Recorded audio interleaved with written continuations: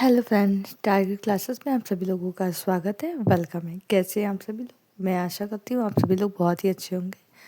और गाइस, इस समय मैं 2-3 दिन बहुत ही ज़्यादा बिजी थी और बहुत ही ज़्यादा स्ट्रेस थी, क्योंकि तबीयत भी मेरी थोड़ी ख़राब थी और इसकी वजह से मैं वीडियो बना नहीं पा रही थी। तो आज हम आप लोगों के सामने आए हैं लेकर एक नया टॉपिक। ये है हमारा आवर यूनिवर्स, हमारा ब्रह्मांड, जिसके बारे में हम आपको थोड़ा डिटेल्स में बताएंगे कि ये हमारा एनसीईआरटी का भी चैप्टर है। और आई होप आपको ये समझ में आएगा। मेरे हिसाब से मैं जो बताऊंगी आपको मेरे हिसाब से समझ में आए। और अभी तक आपने मेरे चैनल को नहीं देखा है या मेरे चैनल को सब्सक्राइब नहीं किया है तो प्लीज़ जाके मेरे चैनल को सब्सक्राइब, शेयर एंड लाइक कर दीजिएगा, ठीक है। और सभी लोग इस अगेन हम एक न्यू स्टार्ट करते हैं। थ्योरी वाइज हम पढ़ाने की कोशिश करेंगे कि आपको थ्योरी वाइज या डीपली नॉलेज उस चीज़ के बारे में दिया जाए, ठीक है। जैसे कि एनसीईआरटी का एक टॉपिक है हमारा आवर यूनिवर्स, ठीक। तो हम इसके बारे में आपसे थोड़ा डिस्कस करेंगे कि क्या है और क्या होता है हमारा ब्रह्मांड, ठीक है। तो चलिए आइए देखते हैं कि इसमें हम आपको क्या बेटर और क्या बेस्ट समझा सकते हैं, ठीक है। बिग बैंग थ्योरी क्या है? हाँ, क्योंकि हमारे जो ब्रह्मांड की उत्पत्ति होती है उसे उसमें जो बिग बैंग थ्योरी है इसमें बहुत बड़ा रोल होता है। अब ये जानने बहुत ज़रूरी है कि बिग बैंग थ्योरी क्या है, ठीक। तो ऐसा कहा जाता है कि जो बिग बैंग थ्योरी है उसके अनुसार जो हमारी ब्रह्मांड की उत्पत्ति होती है, जो हमारा ब्रह्मांड है, वो जैसे आप देख सकते हैं हमारा ब्रह्मांड जो है, जो हमारी पृथ्वी है या हमारा ब्रह्मांड है, इससे आप देख सकते हैं ये पृथ्वी है जो हमारी, इसकी उत्पत्ति बिग बैंग जो थ्योरी है उसके अकॉर्डिंग अगर हम देखें तो कैसे हुई है, ठीक है। इस ब्रह्मांड की उत्पत्ति कैसे हुई है यही हम बिग बैंग थ्योरी में जानेंगे, ठीक है। तो कहा जाता है कि बिग बैंग थ्योरी में क्या हुआ कि एक विस्फोट हुआ था। हाँ, एक बहुत बड़ा विस्फोट हुआ था बिग बैंग थ्योरी में, ठीक। जिससे क्या हुआ, सभी पदार्थ जैसे कि धूल कण हो गए हैं, गैस हो गए हैं, छोटे कण होते हैं, वो सभी शामिल होते हैं, ठीक है। एक बहुत बड़ा विस्फोट हुआ था जिसके परिणाम स्वरूप इसमें जो सभी पदार्थ थे, जैसे कि धूल कण हो गए, गैस हो गई और बहुत सारे छोटे कण होते हैं, वो सभी शामिल होते हैं हमारे इस जो हमारा विस्फोट हुआ था उसमें, ठीक है।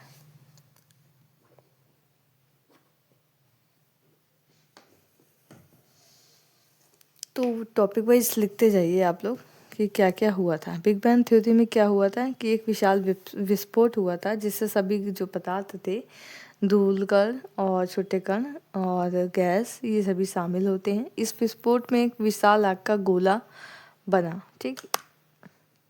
बिग बैंग थ्योरी में क्या हुआ,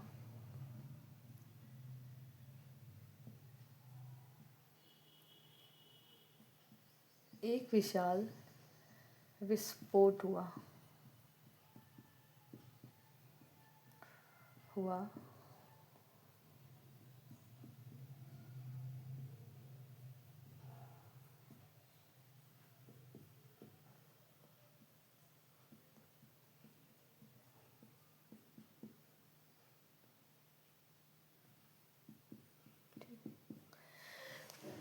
पहले आप लिख सकते हैं बिग बैंग थ्योरी में क्या हुआ कि एक विशाल विस्फोट हुआ जिसके कारण एक आग का गोला बना। हाँ, जिससे बड़े जो है परमाणु और जो है अणु जो है वो बने, ठीक। ये जो विस्फोट हुआ है इसके कारण आग का एक गोला बना जिसमें धूल कण शामिल थे, छोटे कण शामिल थे और गैस शामिल थी, ठीक है। जिससे बड़े विस्फोट जो है, बड़े परमाणु जो है बाद में फिर अणु बने, ठीक है। इसके बाद विस्फोट के बाद पहले परमाणु बने, फिर बाद में अणु बने। और इन्हीं अणु को जो आपका विस्फोट हुआ था, इसी अणु से या फिर इसी परमाणु से आपके क्या बने थे, गैस बने थे, जिन्हें क्या कहा जाता है, नेबुला कहा जाता है, ठीक है।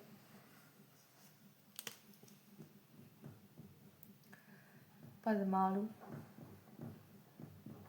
या अणु,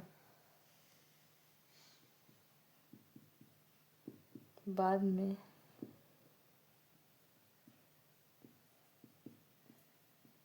नेबुला बने। जो परमाणु और अणु था, जब विस्फोट के बाद में एक विशाल गैस होती है जिसके एक सेकंड, परमाणु या अणु,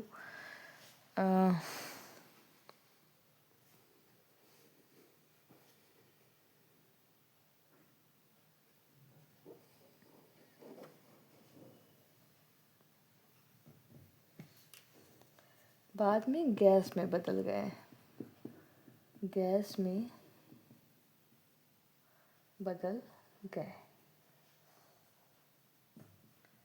जिसे नेबुला कहा गया। ठीक है, जो हमारी एक विशाल विस्फोट हुआ, ठीक है, थ्योरी जानते जाइए। एक विशाल विस्फोट हुआ जिसके कारण एक आग का गोला बना, और उसी के साथ साथ में जो परमाणु और जो अणु थे वो एक गैस में चेंज हो गए। ठीक है, और उसी गैस को क्या कहा गया? नेबुला कहा गया। ठीक है,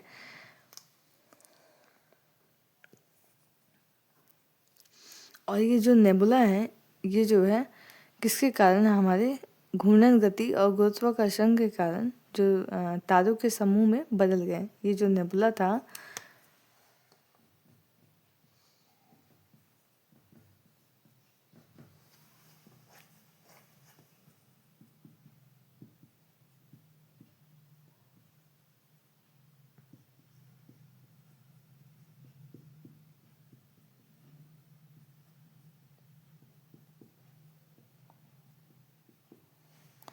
यह गुरुत्वाकर्षण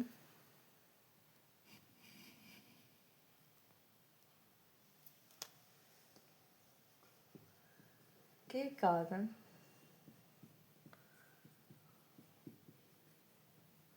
तारों के समूह में बदल गया।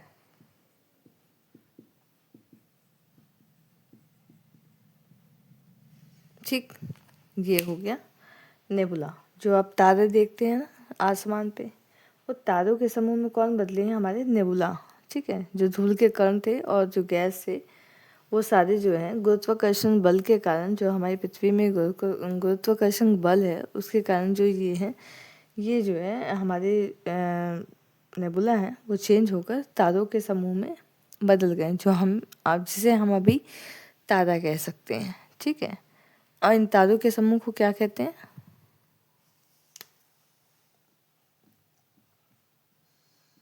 इन्हीं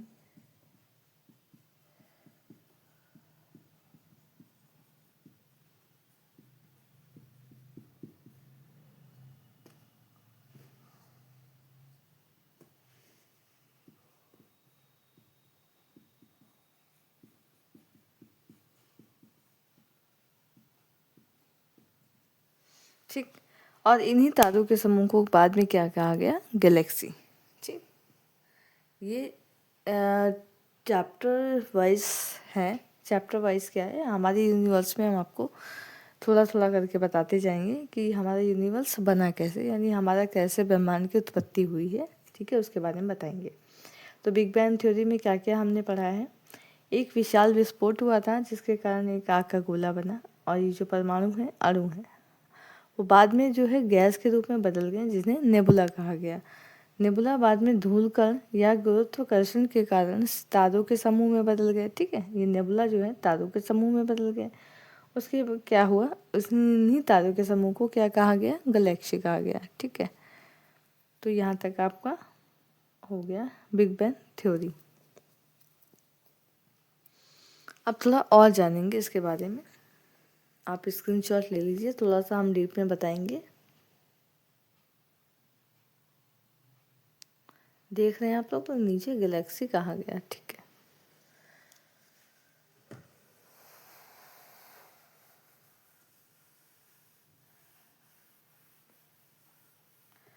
आप सभी लोग जानते होंगे, जितने भी कॉम्पिटिशन्स वाले एग्ज़ाम्स दे रहे हैं उन सभी को पता होगा कि हमारा सूर्य भी क्या है? एक तारा है जो हमारे सौर मंडल के केंद्र में बना हुआ है। ठीक है,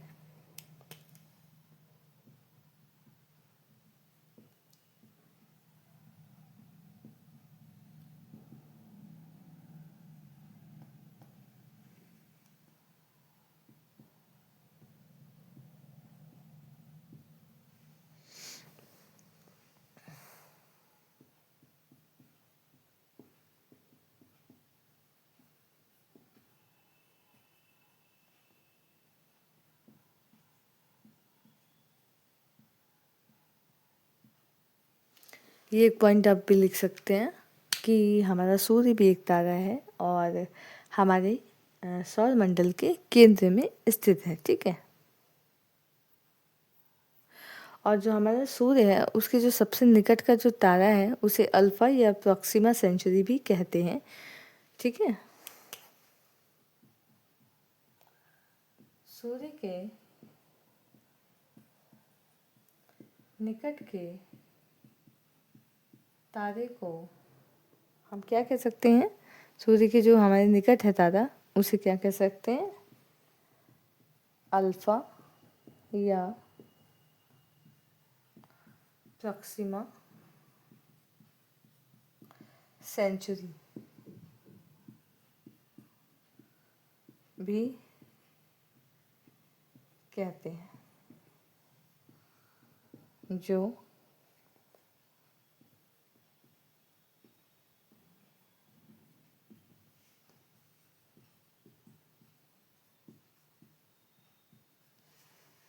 दूर है। ठीक, सूर्य के निकट जो है, जो हमारा जैसे सूर्य है, सूर्य के निकट में हमारा क्या है? एक तारा है। ठीक, एक तारा है।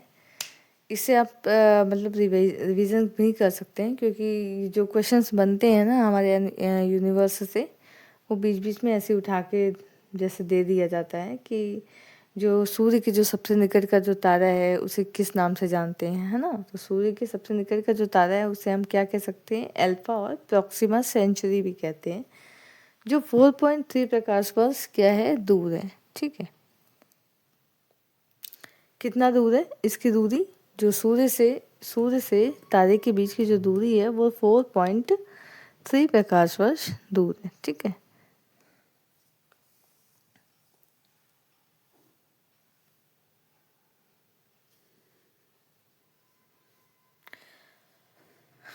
इरेज कर देते हैं, ऊपर बताते हैं।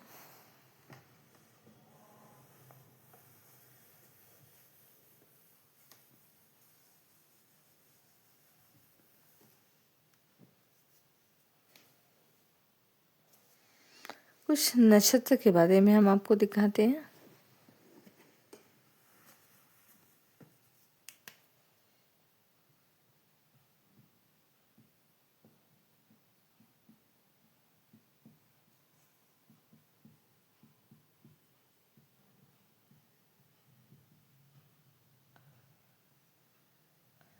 कुछ प्रसिद्ध नक्षत्र मंडल कौन कौन से हैं हमारे?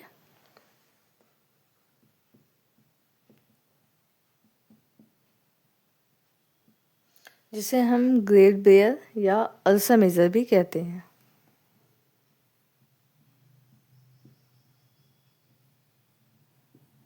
ठीक है, जिसे हम ग्रेट बियर या अर्सा मेजर भी कहते हैं। और दूसरा है हमारा सप्तर्षि। ये सप्तर्षि क्या है वो हम आगे बताते हैं आपको। ठीक है, सप्तर्षि भी कहते हैं और ओरियन भी कह सकते हैं।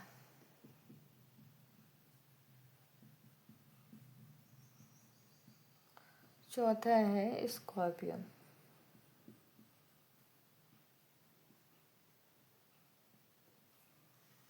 ठीक है, क्या क्या कह सकते हैं? ग्रेट बियर, अर्सा मेजर, सप्तर्षि कह सकते हैं, ओरियन भी कहते हैं और स्कॉर्पियो भी कहते हैं। स्कॉर्पियो नहीं, स्कॉर्पियन। ठीक है, इसका जो आकार है इन सब का वो एक हल जैसा है। हल तो आप लोग जानते होंगे ना, ऐसा बना होता है हल।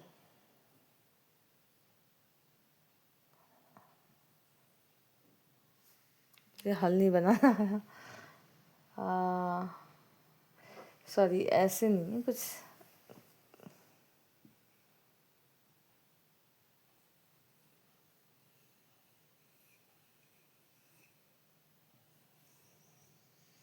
कुछ ऐसा ही इसे कह सकते हैं। हाँ,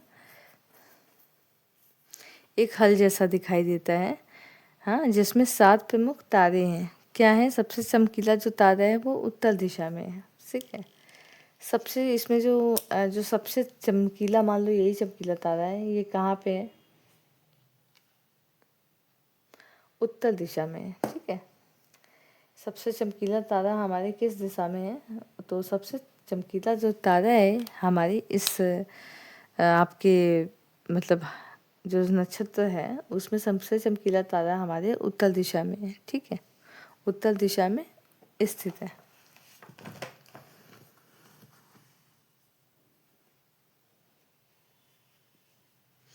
और जो यहाँ पे उत्तर दिशा में है इसका निर्धारण किस लिए किया जाता है? इसका निर्धारण दिशा के लिए किया जाता है। ठीक है, पहले के ज़माने में घड़ी नहीं होती थी तो वॉच नहीं होती थी। आज के टाइम में तो वॉच होती है, तो हम देख के पता चल जाता है कि सुबह शाम किस टाइम है। लेकिन जब भी पहले के लोग दिशा का निर्धारण, समय का निर्धारण किससे करते थे? तो ये जो हमारा तारा है इसी के माध्यम से करते थे। ठीक है,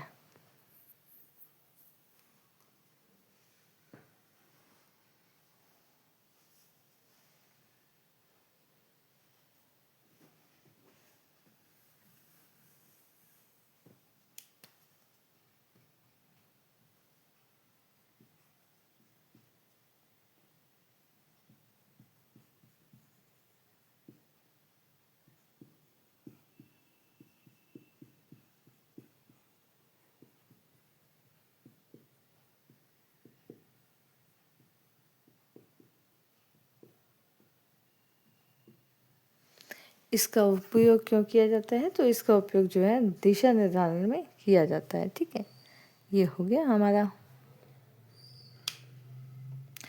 अगर हम ये देखें कि सौर शब्द किस भाषा से लिया गया है या सौर शब्द किससे लिया गया है, तो हम ये जान सकते हैं कि हमारा जो सौर मंडल है या जो सौर है ये लैटिन शब्द सोल से लिया गया है जिसका अर्थ है सूर्य। ठीक है,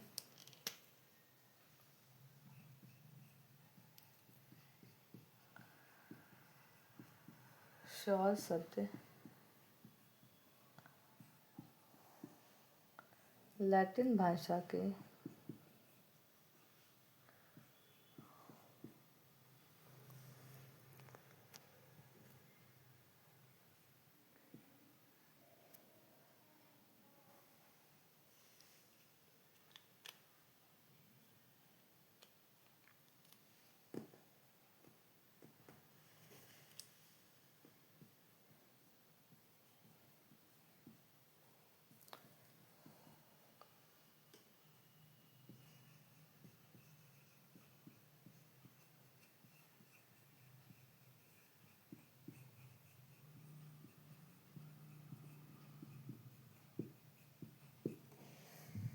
ठीक, जो सौर शब्द है वो लैटिन भाषा के सोल से लिया गया है। ठीक है, जिसका अर्थ है क्या होता है? सूर्य। ठीक,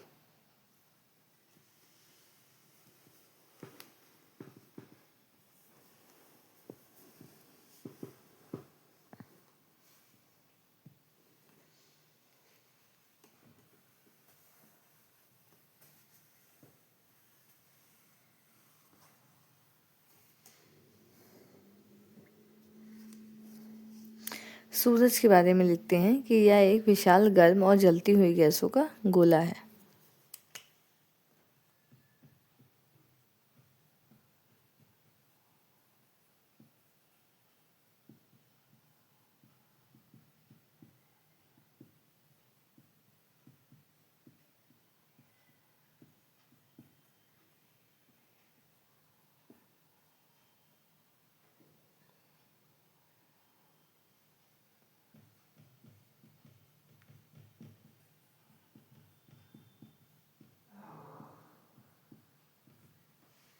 ठीक है, तो ये हमारा सूर्य के बारे में हम क्या जान सकते हैं कि यह एक विशाल गर्म और जलती हुई गैस का गोला है। इसकी सतह पर क्या है? तापमान लगभग 6000 डिग्री रहता है।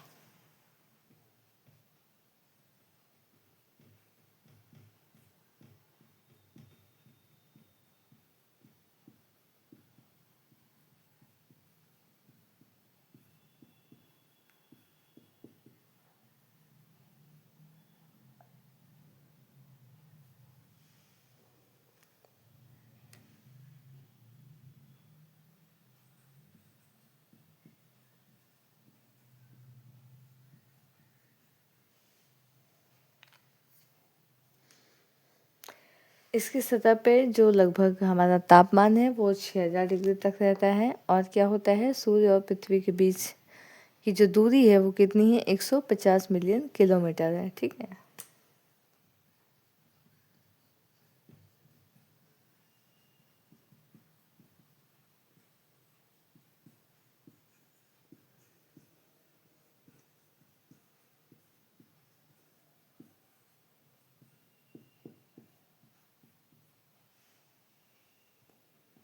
एक सौ पचास मिलियन किलोमीटर।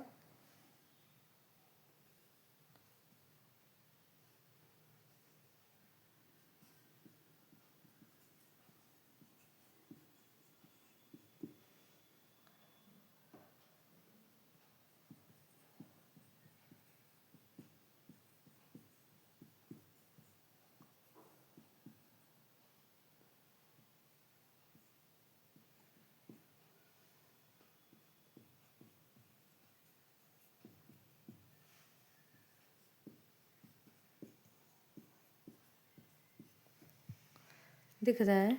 हाँ दिख रहा है।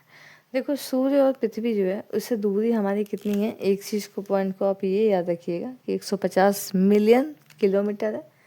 ठीक।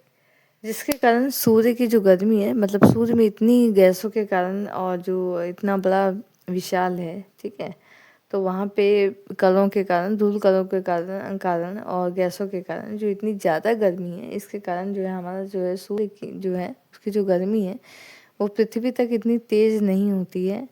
नहीं तो अगर इतनी तेज़ होती या थोड़ा सा पास में होती तो क्या होता, हम लोग तो एकदम जल भुन के राख हो गए होते, है ना। तो ये जो है हमारी अगर हम कहें तो ये हमारा कुछ जो बिग बैंग थ्योरी है उसके अंतर्गत ये सारी चीज़ें आएंगी।